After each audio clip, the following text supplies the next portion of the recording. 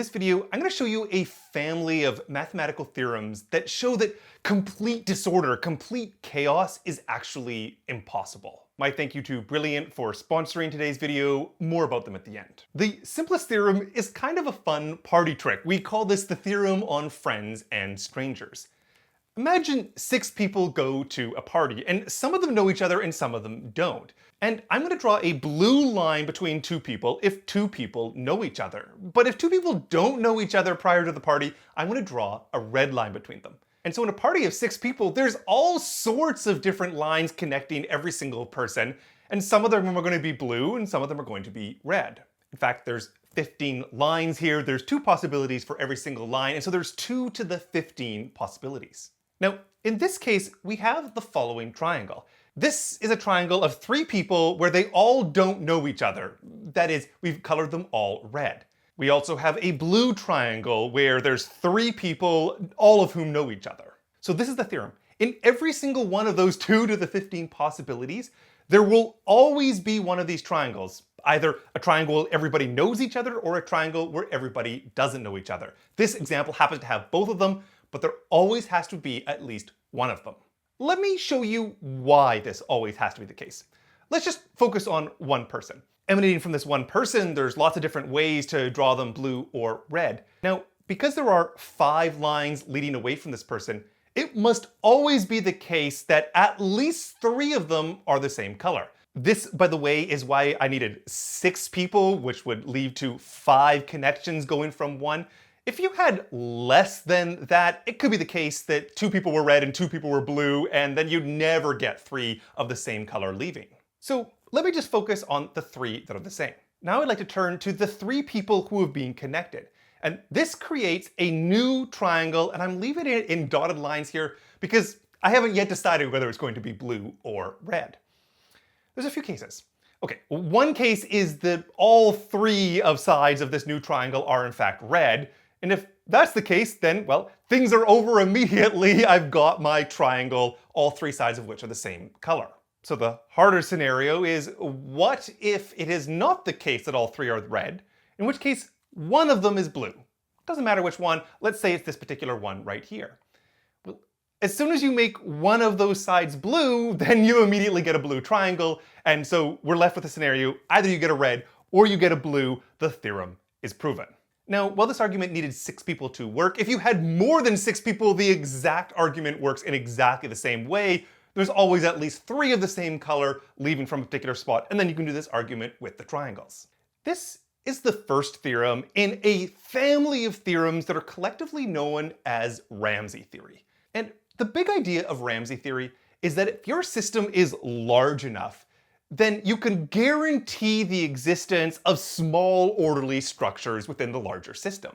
In our theorem on friends and strangers, we're saying, well, if our party is at least 6 people, then there's always going to be these smaller structures of triangles of 3 people who either all know each other or all don't know each other.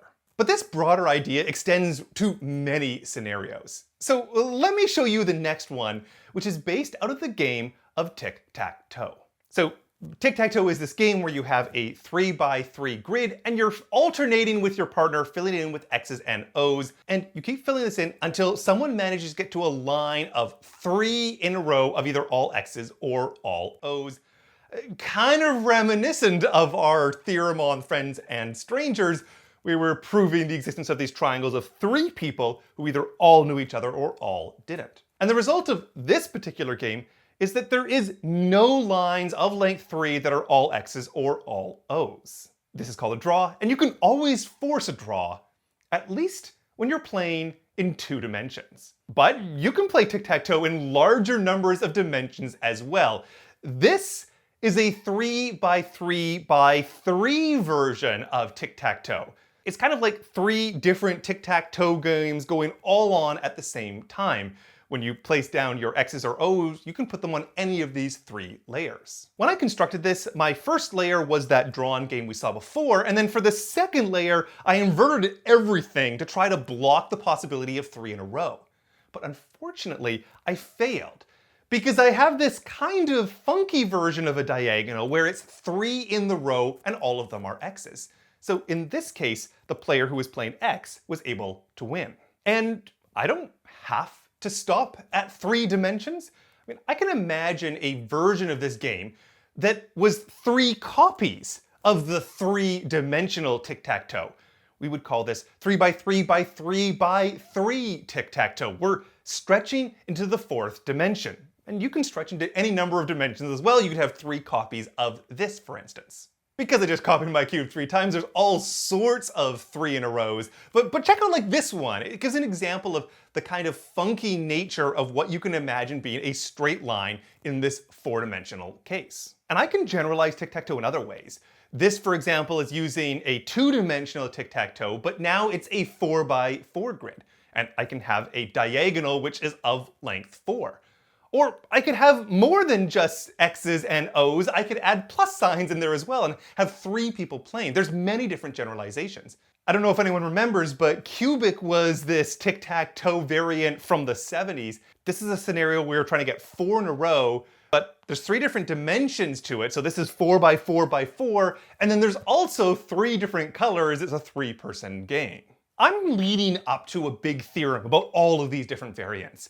So to help me formalize things into a theorem, I want to try to encode things just a little bit better. So what I've done is write down on every single square a way to encode it. Basically what I'm doing is I'm imagining the first number here is the first dimension, say the length.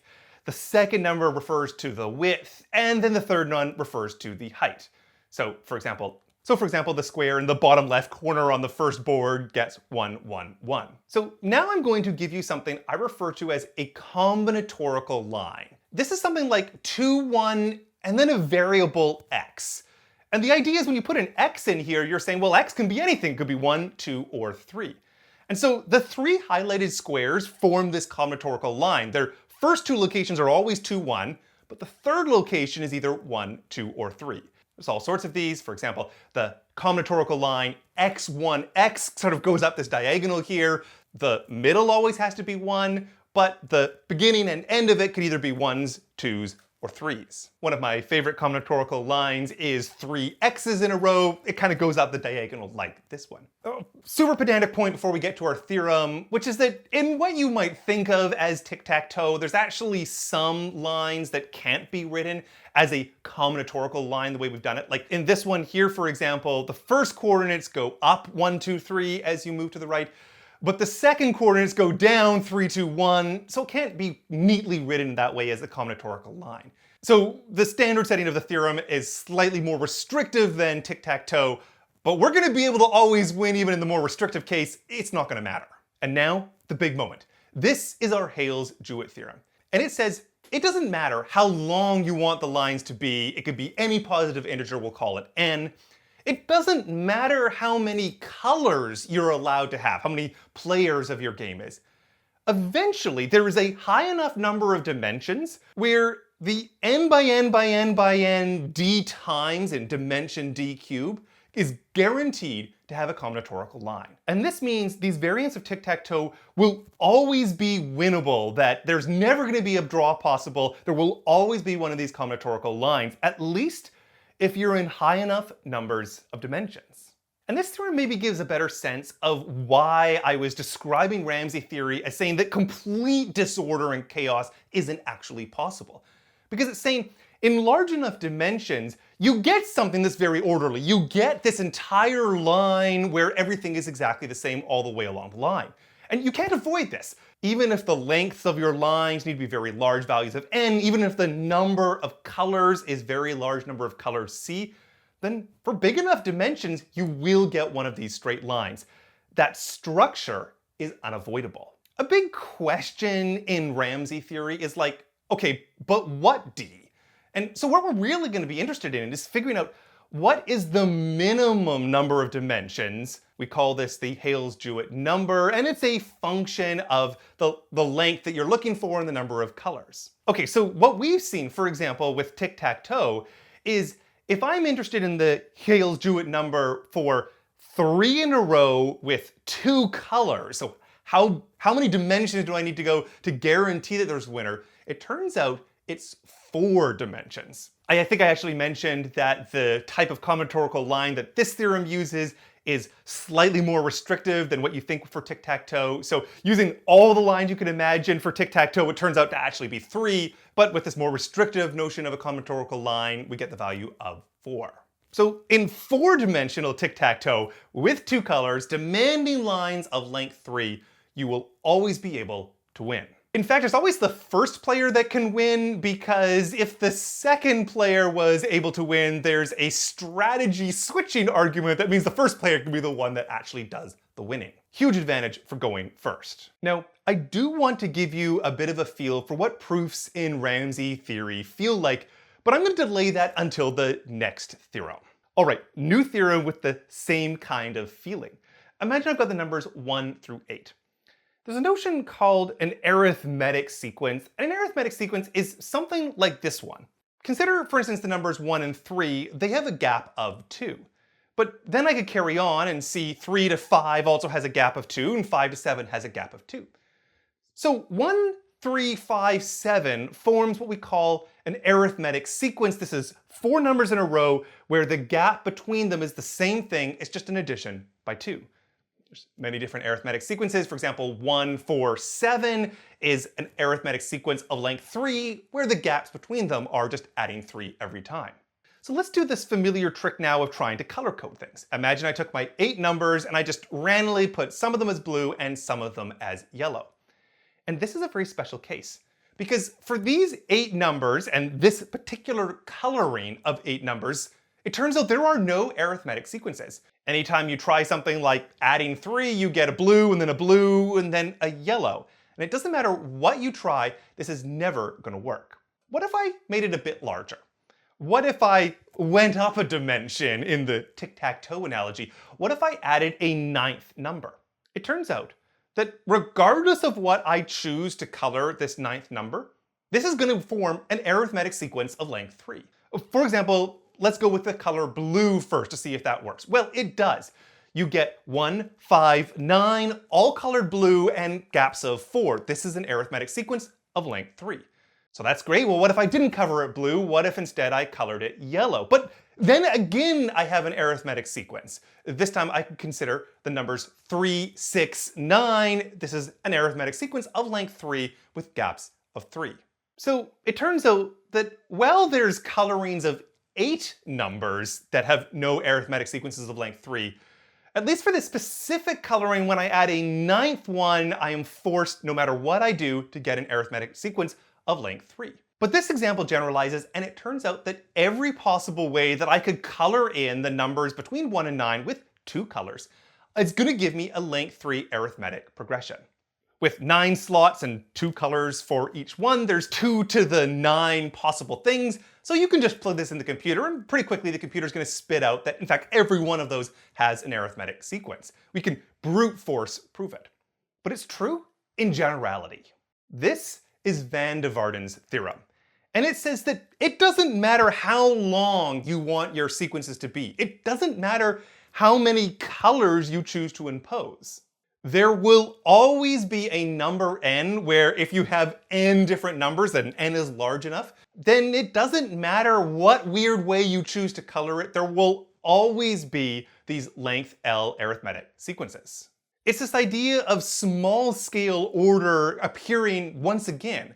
Whatever length progression you want and whatever complexity of colors you want, there's a system large enough so that there will always be this smaller scale structure of these arithmetic progressions. You can't somehow make a system that's completely disordered and blocks these smaller scale structures. Just as in with Hales-Jewett, we have an analogous problem like what is the minimum number of dimensions? What's the minimum n? We call that W, and it's a function of the length and a function of the number of colors. And so in the example that we had seen, van der Waerden's number for when I'm looking for progressions of length 3 with 2 colors was 9.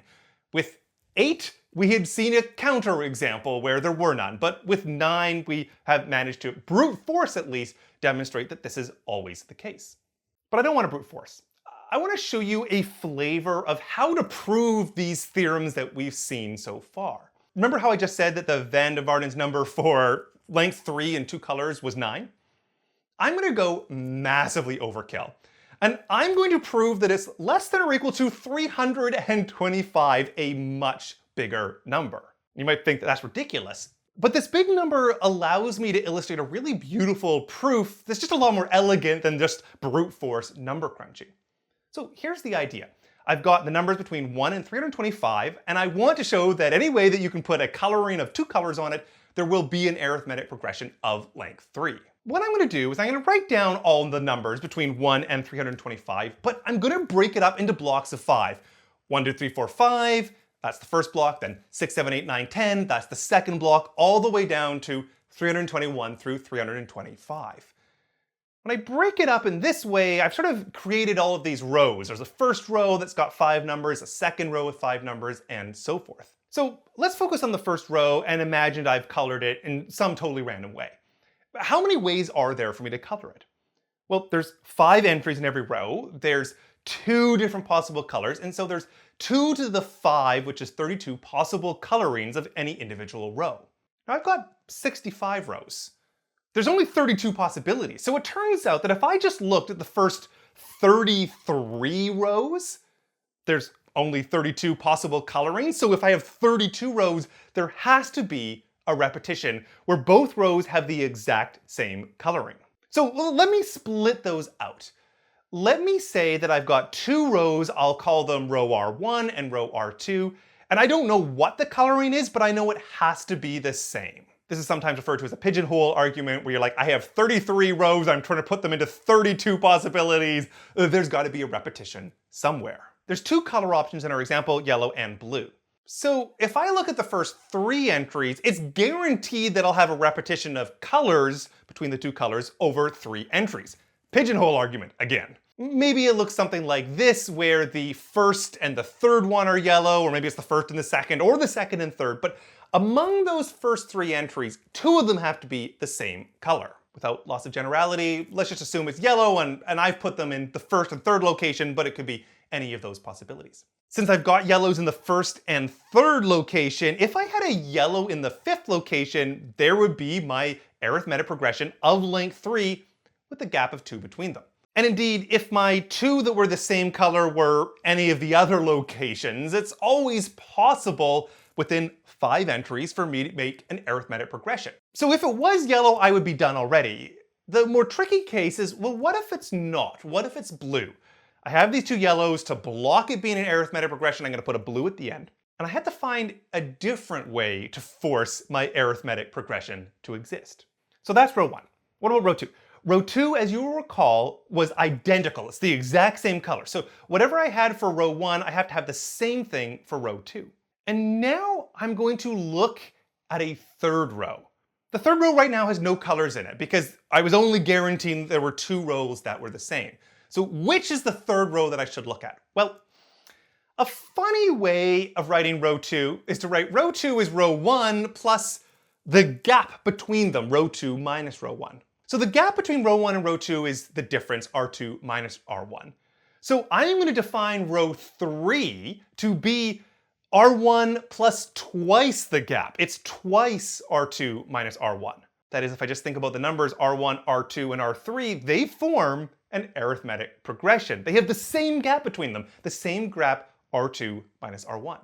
Note that the biggest possible value of R3 here is, well, it's actually just 65, 32 plus 33.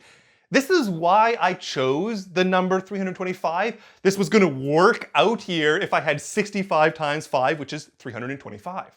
So I have enough numbers to ensure that this row 3 is actually there. So here's my favorite part of the proof.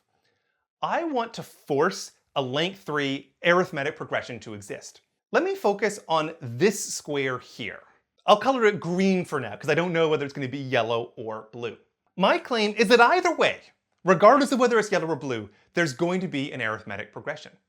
For example, if I think about the 2 blues that I have that are right on top of each other, then if I colored the green thing blue, I would have an arithmetic progression right there. The gaps between those 3 numbers would simply be the difference, R2 minus R1. But if I made it yellow, then I could go down the diagonal here. The gap now between these is R2 minus R1 plus 2 as it shifts over 2 to the right. And since the gap is the same between them, this is an arithmetic progression.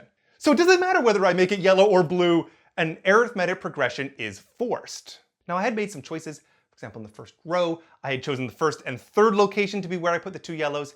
If it was, say, the first and the second, the argument works out the same way. If it's the second and the third, the argument works out the same way. Now, I haven't proved the theorem in general, I just proved this special case. But I used the key argument for the special case that can be generalized, and with an induction, you're able to prove the entire Van Waerden theorem with this basic style of argument. And I encourage you to explore that a little bit further on your own. As mentioned, my estimate that I was using for this proof methodology was really bad. Like 325 is way bigger than the minimum number, which is 9. And this issue of finding out an estimate on what the upper bounds for these numbers are turns out to similarly be enormous. This is the current best. It's due to Timothy Gowers. And it says that if you have a length L and a number of colors C, it's 2 to the 2 to the C to the 2 to the 2 to the L plus 9. It's an enormous number. I've actually once did an entire video on absolutely enormous numbers in mathematics like Graham's number, and these enormous numbers are infamous for coming out of Ramsey theory. It's saying, yes, eventually there's a number of dimensions where you get this small scale structure guaranteed. But the eventually might be a very, very large eventually. Now, I've given 3 very different types of theorems in this video, one about connections at a party and tic-tac-toe and arithmetic progressions. But all 3 of these theorems are thematically linked about this idea of in enough dimensions, you're able to guarantee the existence of this smaller scale structure, that things can't be completely and totally disordered. And this is just scratching the surface of this entire branch of mathematics called Ramsey theory. There's so many different theorems in these sort of general veins and lots of work trying to fine-tune the upper bounds. It is a fascinating field of mathematics. Now, if you want to get better at mathematics, then I would strongly recommend the sponsor of today's video, which is Brilliant.org. Brilliant is an online learning platform with thousands of lessons from foundational to advanced math, but also stuff like AI, data science, neural networks, and more. What I really enjoy about Brilliant is just how interactive their lessons are, whether that is controlling a beautiful animation or the constant tests of knowledge that Brilliant sprinkles throughout their lessons to make sure that you have truly mastered the material. As a math professor, I know that this kind of student-centered active learning is highly effective for your learning, and that's why I'm so proud to be sponsored by Brilliant. To try everything that Brilliant has for free for a full 30 days, go to brilliant.org/TrevorBazet or click the link down in the description. As well, the first 200 of you to click that link will get an additional 20% off an annual premium subscription. With that said, I hope you enjoyed the video. If you have any questions, leave them down in the comments below, and we'll do some more math in the next video.